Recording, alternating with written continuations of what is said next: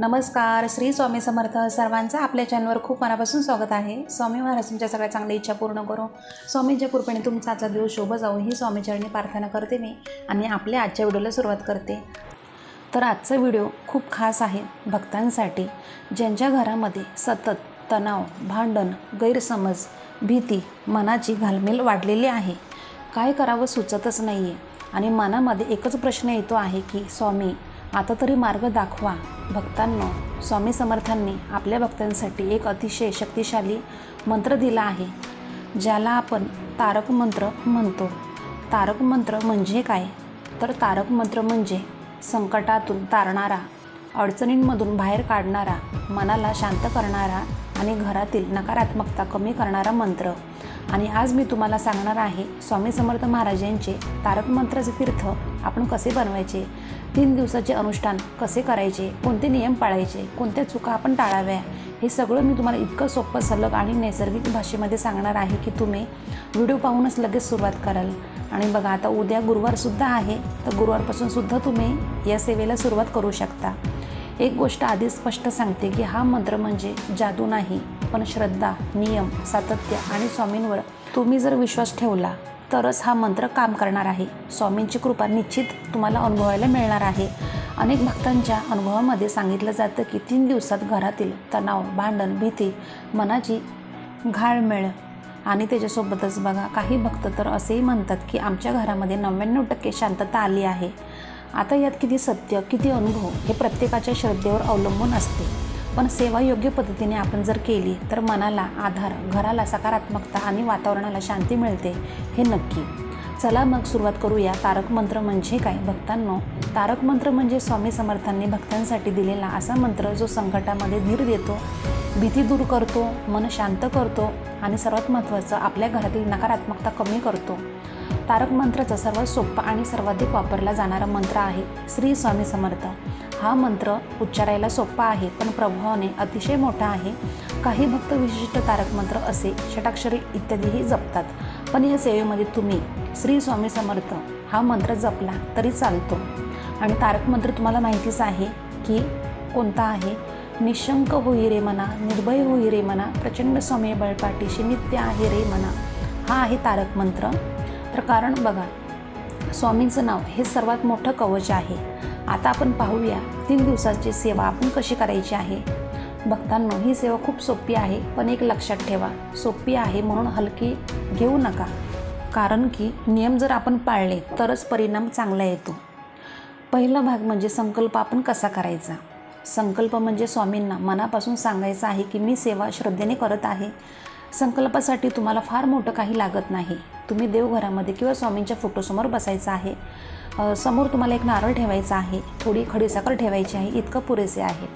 नंतर मन शांत करा. 2 मिनिट स्वामींच्या फोटोला पहा आणि मग आपल्या मनात किंवा मोठ्याने असं बोला, मी अमुक नाव, अमुक गोत्र, स्वामी समर्थ महाराज यांच्या कृपेकरिता 3 दिवस तारक मंत्र सेवा करीत आहे. स्वामी महाराज माझ्या घरातील तणाव, भांडण, भीती, अडचणी दूर करून मला आणि माझ्या कुटुंबाला शांतता आणि सुख द्या. माझी इच्छा जर योग्य असेल तर ती पूर्ण करा. भक्तांनो, संकल्पामध्ये शब्द महत्त्वाचे नाहीत, मन खरं असणं महत्त्वाचं आहे. स्वामी तुमच्या मनातील भावना ओळखतात. आणि त्याच्यानंतर दुसरा भाग असा आहे, तो म्हणजे दैनिक विधी कसा करायचा.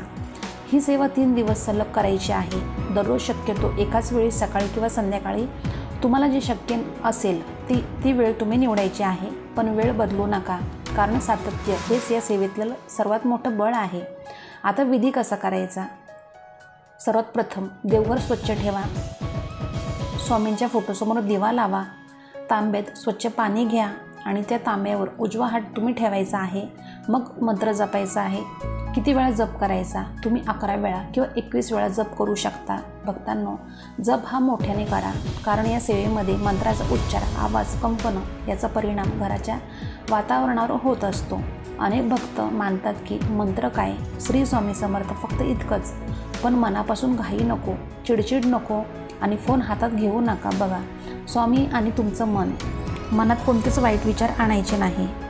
फक्त मी आणि माझे स्वामी एवढंच फक्त मनामध्ये ठेवायचं आहे. त्याच्यानंतर आता तीर्थ कसं तयार करायचं. भक्तांनो, हा भाग खूप महत्त्वाचा आहे. जप झाल्यानंतर त्या तांब्यातील पाणी तीर्थ बनतं. म्हणजे स्वामींच्या मंत्राने भरलेलं पाणी असतं. आता हे तीर्थ काय करायचं, तर काय करायचं पहा, घरातील सर्वांनी ते थोडं थोडं प्यायचं आहे. घरात थोडं पाणी शिंपडायचं आहे. विशेषतः घराच्या कोपऱ्यामध्ये, उंबरठ्याजवळ, स्वयंपाकघरामध्ये आणि जिथे सतत भांडणं होतात तिथे.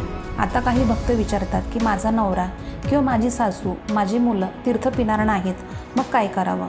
तर बघा, काही हरकत नाही. तुम्ही न कळतही ते पाणी देऊ शकता. उदाहरणार्थ, पाणी पिण्याच्या बाटलीमध्ये थोडं तीर्थ मिसळून द्या किंवा स्वयंपाकामध्ये थोडं वापरा, पण श्रद्धा ठेवा, स्वामींची कृपा कुठेही अडकत नाही. त्याच्यानंतर 3 दिवसाचे नियम कोणते? तर नियम बघा, कठीण नाही आहे, खूप सोपे आहेत, पण जे नियम आहेत ते तुम्हाला पाळायचेच आहेत. सर्वात प्रथम 3 दिवस एकाच वेळी सेवा करा.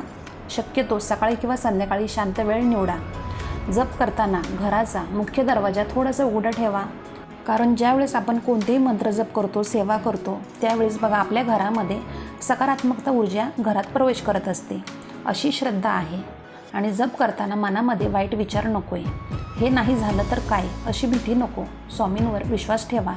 मासिक पाळीमध्ये बघा, सेवा तुम्हाला थांबवायची आहे. सुतक असेल तर सेवा थांबवा आणि पुन्हा योग्य वेळेस सुरू करा. भक्तांनो, हा नियम आपल्या परंपरेनुसार सांगितला जातो. 3 दिवस सेवा अर्धवट सोडू नका, कारण संकल्प घेतल्यानंतर सेवा पूर्ण करणे हीच आपल्या भक्तीची शिस्त आहे. आता आपण पाहूया या सेवेमध्ये कोणत्या चुका आपण टाळायच्या आहेत. तर बघा, सेवा करताना काही चुका झाल्या तर परिणाम कमी होऊ शकतो किंवा मनामध्ये अपराध भावना निर्माण होऊ शकते. असे नको व्हायला, म्हणून मी तुम्हाला अगदी स्पष्ट सांगते की बघा काय टाळायचं आहे. चूक नंबर 1, फक्त चमत्कारांसाठी सेवा करणे. काही लोक सेवा फक्त काम झालं पाहिजे म्हणून करतात, तर हे असं चुकीचं आहे. स्वामींची सेवा ही बघा सौदा नाही आहे. सेवा ही प्रेम आहे, श्रद्धा आहे, समर्पण आहे. तुम्ही सेवा करा, पण स्वामींवर सोपवा. आता चूक नंबर 2, जप करताना घाई करणे. 11 वेळा पटकन बोलून झाले असं नको. मंत्राचा अर्थ, भाव आणि शांतता महत्त्वाची आहे. चूक नंबर 3, जप करताना मोबाईल हातामध्ये ठेवणे अतिशय बघा चुकीचं आहे. मी खूप तुम्हाला प्रेमाने सांगते की सेवेच्या 5 मिनिटामध्ये तरी फोन बाजूला ठेवा, कारण तुमचं लक्ष तुटलं नाही पाहिजे. मन एका जागी स्थिर पाहिजे. आणि मन तुटलं तर जप फक्त शब्द राहतो, तो जप नाही राहत. चूक नंबर 4, दररोज वेळ बदलणे. आज सकाळी, उद्या रात्री असे नको. सातत्य ठेवा सेवेमध्ये. चूक नंबर 5, घरामध्ये भांडण सुरू असताना सेवा करणे.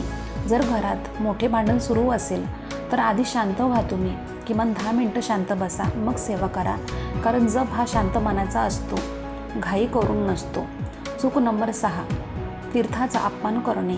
तीर्थ म्हणजे पाणी आहे, पण ते मंत्राने भरलेलं आहे, अशी श्रद्धा आहे. म्हणून ते जे तीर्थ आहे, अमृत आहे, ते तुम्ही सांडून देऊ नका, फेकू देऊ नका. जपानंतर ते आदराने वापरा. चूक नंबर 7, 3 दिवस पूर्ण झाल्यावरही सेवा झालीच नाही असे म्हणणे. भक्तांनो, स्वामींचं काम बघा कधी कधी लगेच दिसत नाही, पण कधी मनामध्ये बदल होतो, कधी घराच्या वातावरणामध्ये बदल होतो, कधी तुमच्या प्रतिक्रियेमध्ये बदल होत असतो. म्हणून 3 दिवस झाल्यावरही शांत राहा आणि स्वामींचा आभार माना की आता सर्वात महत्त्वाचं, आपण 3 दिवस सेवा करणार आहोत, 3 दिवसाचं आपण अनुष्ठान करणार आहोत. तर 3 दिवसाची सेवा पूर्ण झाल्यावर काय करायचं? तर तिसऱ्या दिवशी सेवा पूर्ण झाल्यावर स्वामींच्या फोटोसमोर हात जोडून म्हणा, स्वामी महाराज, मी 3 दिवसांची सेवा पूर्ण केली. तुमच्या चरणी माझं सर्व समर्पण.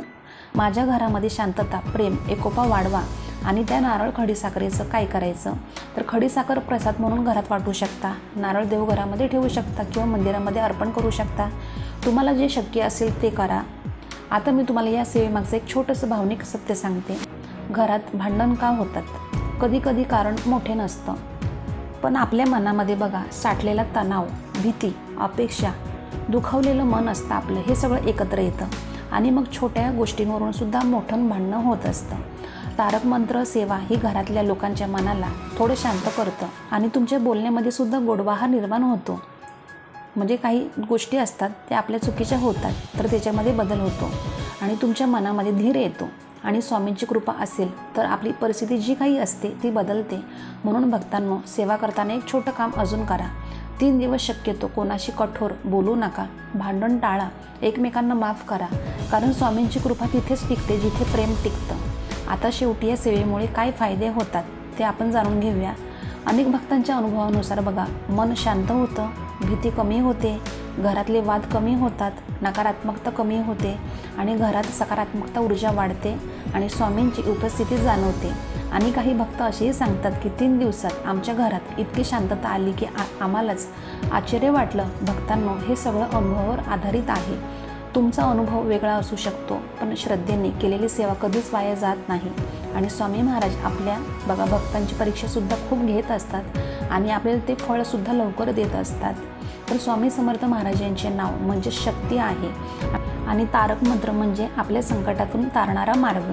भक्तांनो, जर हा तुम्हाला व्हिडिओ उपयोगी वाटला असेल तर आपल्या कमेंटमध्ये एकदा नक्की जय जय श्री स्वामी समर्थ किंवा श्री स्वामी समर्थ अशी कमेंट नक्की करा. आणि बघा, ज्यांच्या घरामध्ये खरंच ताणतणाव आहे, भांडण आहे, क्लेश आहे किंवा भीती आहे, म्हणजे खूप अशा अडचणी असतात, तर त्यांना नक्की हा व्हिडिओ शेअर करा. तर ते तुम्हाला समजलं असेल तर. आणि जरी तुमचे काही प्रश्न असेल, काही समस्या असेल तर आपल्या व्हिडिओच्या कमेंट बॉक्समध्ये कमेंट नक्की करा, मी रिप्लाय देईल. आणि आजचा व्हिडिओ तुम्हाला थोडा तरी आवडला असेल तर आपल्या व्हिडिओला लाईक करा, शेअर करा, जास्तीत जास्त सबस्क्राईब करा अजून केलं नसेल तर. आणि कमेंट करायला मात्र विसरू नका, एक कमेंट नक्की करा. तर आपण दररोज अशाच नवीन व्हिडिओमध्ये भेटत जाऊ. तर आजचा व्हिडिओ मी आपल्या स्वामी समर्थ महाराजांनी रुजू करते आणि इथं सांगते धन्यवाद. श्री स्वामी समर्थ.